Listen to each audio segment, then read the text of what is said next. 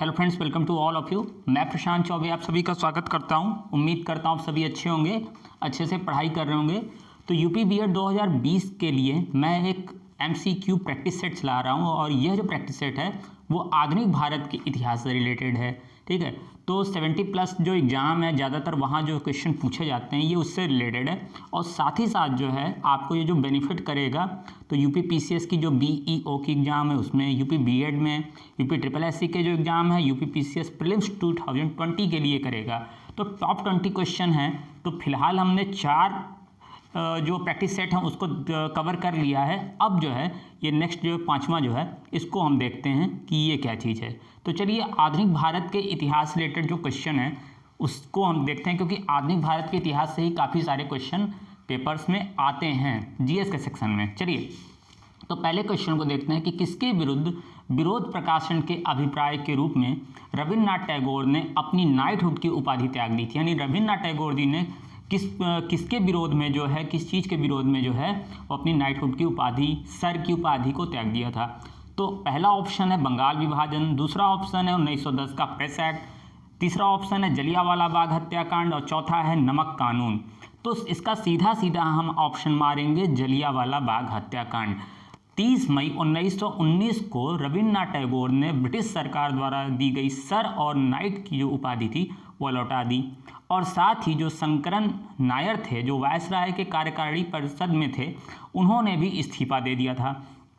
और जलियांवाला बाग हत्याकांड जो था वो 13 अप्रैल 1919 को हुआ था पंजाब के अमृतसर शहर में। चलिए नेक्स्ट क्वेश्चन को देखते हैं। सेकंड नंबर कि एकमात्र भारतीय गवर्नर जनरल थे। तो पहला ऑप्शन है सी राजगोपालाचारी, सेकंड ऑप्शन है पट्टाभी सीतारामैया, तीसरा ऑप्शन है राजेंद्र प्रसाद, चौथा ऑप्शन है सरदार वल्लभ भाई पटेल। तो इसका हम सीधा सीधा ऑप्शन मारेंगे सी राजगोपालाचारी। चक्रवर्ती राजगोपालाचारी जो थे 1948 से 1950 तक जो है वह स्वतंत्र भारत के प्रथम और अंतिम गवर्नर जनरल थे। और 21 जून 1948 को सी राजगोपालाचारी जो थे वो भारत के गवर्नर जनरल बनते हैं। और जैसे ही हमारा संविधान लागू होता है, क्योंकि हमारे यहाँ गवर्नर जनरल की प्रथा नहीं थी, राष्ट्रपति पद का प्रावधान हुआ, तो उसके बाद से कोई भी गवर्नर जनरल हमारे यहाँ नहीं बना। चलिए नेक्स्ट क्वेश्चन देखते हैं। तो निम्न में से कौन काकोरी कांड से जुड़ा क्रांतिकारी था जिसे फांसी नहीं दी गई? चलिए तो पहला ऑप्शन है सचिंद्र नाथ बख्शी, दूसरा ऑप्शन है मुकुंदी लाल, तीसरा ऑप्शन है चंद्रशेखर आज़ाद, चौथा ऑप्शन है वल्लभ भाई पटेल। ठीक है, तो इसमें हम पहला ऑप्शन मारेंगे चंद्रशेखर आज़ाद जी को। ठीक है, हिंदुस्तान रिपब्लिकन एसोसिएशन ने पैसा इकट्ठा करने के उद्देश्य से पहली बड़ी कार्रवाई जो थी काकोरी में जो थी वह जो है ट्रेन में डकैती डाली गई अंग्रेजों के अनुसार। ठीक है, ट्रेन में लूटपाट की गई और सरकारी खजाना लूटा। और यह घटना जो है वह काकोरी कांड के नाम से जानी जाती है। 9 अगस्त 1925 को एक डाउन ट्रेन रोककर इस घटना को अंजाम दिया गया और भारी संख्या में इसके लिए गिरफ्तारी हुई। गिरफ्तार व्यक्तियों में अशफाक उल्ला खां, राम प्रसाद बिस्मिल, रोशन सिंह, राजेंद्र लाहिड़ी को फांसी की सजा हुई। चलिए नेक्स्ट क्वेश्चन देखते हैं। चलिए कौन सी योजना भारतीय स्वतंत्रता का आधार बनी? तो नंबर 1 है क्रिप्स मिशन, वेवेल योजना, माउंटबेटन योजना, इनमें से कोई नहीं। तो माउंटबेटन योजना जो थी 30 जून 1947 की जो योजना थी, जिसको हम माउंटबेटन योजना के नाम से भी जानते हैं, यह थी। इस योजना की रणनीति यह थी कि भारत में जो दोहरी डोमिनियन स्टेट की बात हो रही थी, ठीक है, उसकी हैसियत प्रदान करना तथा 15 अगस्त 1947 तक जो सत्ता है, सत्ता का हस्तांतरण कर भारतीयों को सौंप देना। तो ये सीधा सीधा हम माउंटबेटन योजना को मारेंगे। नेक्स्ट क्वेश्चन देखते हैं कि निम्नलिखित में से किस क्रांतिकारी की फांसी गोरखपुर जेल में हुई? तो ऑप्शन है राम प्रसाद बिस्मिल, राजेंद्र लाहिड़ी, रोशन सिंह, अशफाक उल्ला खां। ठीक, तो ऑप्शन हम इसमें सीधा सीधा मारेंगे किसको? तो राम प्रसाद बिस्मिल जी को। ठीक है, राम प्रसाद बिस्मिल जी को 9 दिसंबर 1927 को फांसी हुई थी गोरखपुर जेल में। राजेंद्र लाहिड़ी जी को फांसी हुई थी आपकी गोंडा की जेल में।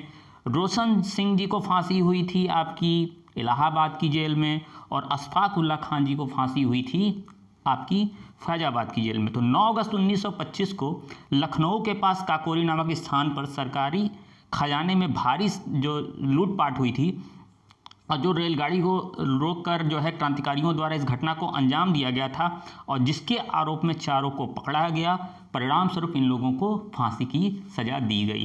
तो चलिए नेक्स्ट क्वेश्चन को देखते हैं, छठे नंबर को, कि किसने सचिंद्र सान्याल द्वारा स्थापित हिंदुस्तान रिपब्लिक एसोसिएशन का नाम बदलकर हिंदुस्तान सोशलिस्ट रिपब्लिक एसोसिएशन कर दिया? तो ऑप्शन है रास बिहारी बोस, बटुकेश्वर दत्त, सरदार भगत सिंह, चंद्रशेखर आज़ाद। तो इसका हम सीधा सीधा ऑप्शन मारेंगे चंद्रशेखर आज़ाद जी को। उत्तर प्रदेश में विजय कुमार सिन्हा, शिव वर्मा, जयदेव कपूर तथा पंजाब में भगत सिंह, भगवती चरण बोहरा और सुखदेव और चंद्रशेखर आज़ाद ने फिर से एचआरए को संगठित किया और 9 और 10 सितंबर 1928 को दिल्ली के फिरोज शाह कोटला मैदान में उत्तर भारत के युवा क्रांतिकारियों की एक बैठक की गई तथा समाजवाद की स्थापना के अपने लक्ष्य को पूरा करने का संकल्प लेते हुए इस संगठन का नाम बदलकर हिंदुस्तान सोशलिस्ट रिपब्लिक एसोसिएशन कर दिया गया। चलिए तो नेक्स्ट क्वेश्चन हम देखते हैं इसमें क्या है। ठीक है, नमक सत्याग्रह के समय गांधी जी के गिरफ्तार हो जाने के बाद आंदोलन के नेता के रूप में उनका स्थान किसने लिया? तो ऑप्शन है अब्बास तैयब जी, अबुल कलाम आज़ाद, जवाहरलाल नेहरू, वल्लभ भाई पटेल। तो इसका हम सीधा सीधा ऑप्शन मारेंगे अब्बास तैयब जी। ठीक है, तो गांधी जी ने 78 सहयोगियों के साथ, आप जानते हैं, साबरमती आश्रम से 240 मील दूर जो है दांडी नामक स्थान पर नमक कानून को तोड़ा था। ठीक है, जिसका उल्लंघन करने पर उनको सोलापुर की जेल में बंद कर दिया गया था। बाद में जो है अब्बास तैयब जी ने इस जो आंदोलन था उसको जो है आगे की दिशा दी। चलिए नेक्स्ट क्वेश्चन देखते हैं, 8 नंबर। सबसे अधिक निर्णायक युद्ध जिसमें अंग्रेजों के भारत में प्रभुत्व को संस्थापित किया गया। ठीक, अब ऑप्शन है कि बक्सर का युद्ध, प्लासी का युद्ध, वांडीवास का युद्ध, पानीपत का तीसरा युद्ध। तो इसका हम सीधा सीधा ऑप्शन मारेंगे बक्सर का युद्ध। ठीक है, तो बक्सर का युद्ध था वो 23 अक्टूबर 1764 को हुआ था। ठीक है, प्लासी का युद्ध की अगर बात करें तो 23 जून 1757 को क्लाइव और बंगाल के नवाब। वांडीवास का जो युद्ध था 1760 को हुआ था और पानीपत के तीसरे युद्ध की बात करें तो 1761 को मराठों और अहमद शाह अब्दाली के बीच ये युद्ध हुआ था। चलिए, अखिल भारतीय ट्रेड यूनियन कांग्रेस के प्रथम अध्यक्ष थे। तो ऑप्शन है दीवान चमनलाल, आचार्य NG रंगा, स्वामी सहजानंद, लाला लाजपत राय।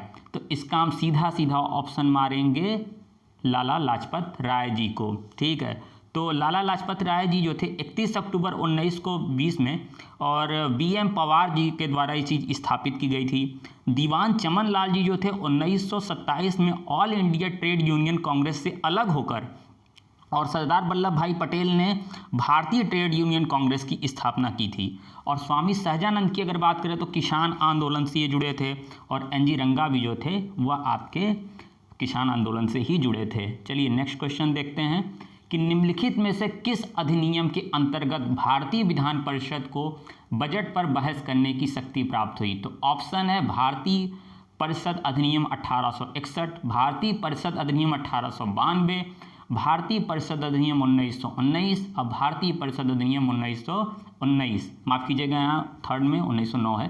ठीक, तो इसका हम ऑप्शन मारेंगे, सेकंड ऑप्शन मारेंगे 1892 में। तो 1892 में जो थे जो कार्यकारी पार्षदों को जो था वो प्रश्न पूछने का भी अधिकार दिया गया, बजट पे चर्चा का अधिकार दिया गया, लेकिन कंडीशन ये रखी गई कि वह केवल अनुपूरक प्रश्न पूछ सकते हैं। और इसी अधिनियम के द्वारा जो है वो अध्यक्ष का चुनाव प्रणाली की भी शुरुआत हुई इसी अधिनियम। अगर 1861 की बात करें तो मद्रास और बम्बई में विधानमंडलों की स्थापना हुई।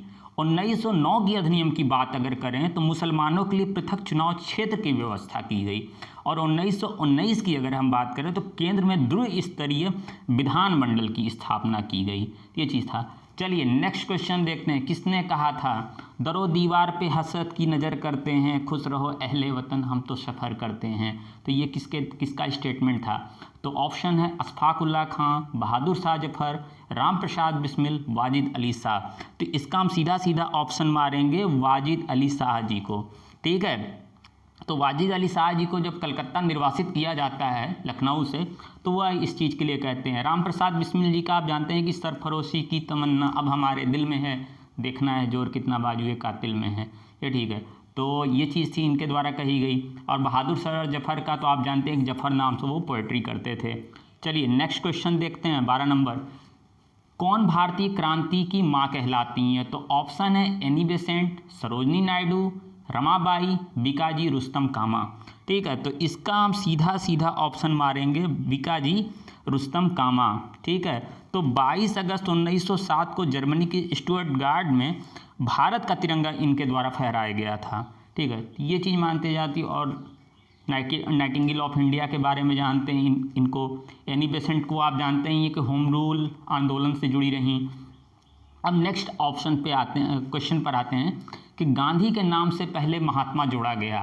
तो ऑप्शन है चंपारण सत्याग्रह के द्वारा, सेकंड ऑप्शन है रोलेट एक्ट के विरुद्ध सत्याग्रह के दौरान, तीसरा ऑप्शन है 1919 के भारतीय राष्ट्रीय कांग्रेस के अमृतसर अधिवेशन में, और चौथा है खिलाफत आंदोलन के समय।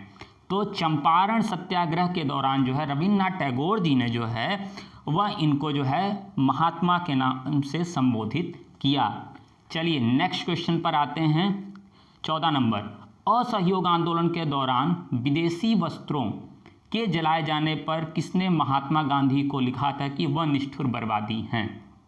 चलिए, तो ऑप्शन है मदन मोहन मालवीय, ऑप्शन है रविन्द्रनाथ टैगोर, ऑप्शन है शौकत अली, ऑप्शन है मोतीलाल नेहरू। तो रविन्द्रनाथ टैगोर जी ने जो है महात्मा गांधी को लिखा था कि वह जो है निष्ठुर बर्बादी हैं। इसका सीधा सीधा ऑप्शन यही मार देना है। चलिए, जब भी ऐसे क्वेश्चन आए तो नेक्स्ट क्वेश्चन देखते हैं। चलिए, तो किसने भारतीय राष्ट्रीय कांग्रेस पर प्रार्थना, याचना तथा विरोध की राजनीति करने का आरोप लगाया? तो ऑप्शन है लाला हरदयाल, ठीक है, ऑप्शन है बाल गंगाधर तिलक, ऑप्शन है सुभाष चंद्र बोस, ऑप्शन है सरदार भगत सिंह। ठीक है, तो सीधा सीधा हम इसका ऑप्शन मारेंगे बाल गंगाधर तिलक जी को। तो रविन्द्रनाथ टैगोर जी, माफ़ कीजिएगा, बाल गंगाधर तिलक जी ने जो है उन्होंने कहा था कि प्रार्थना याचना जो है वह अब अंग्रेज़ों से आप करके देख चुके हैं, इसका कोई मतलब नहीं है।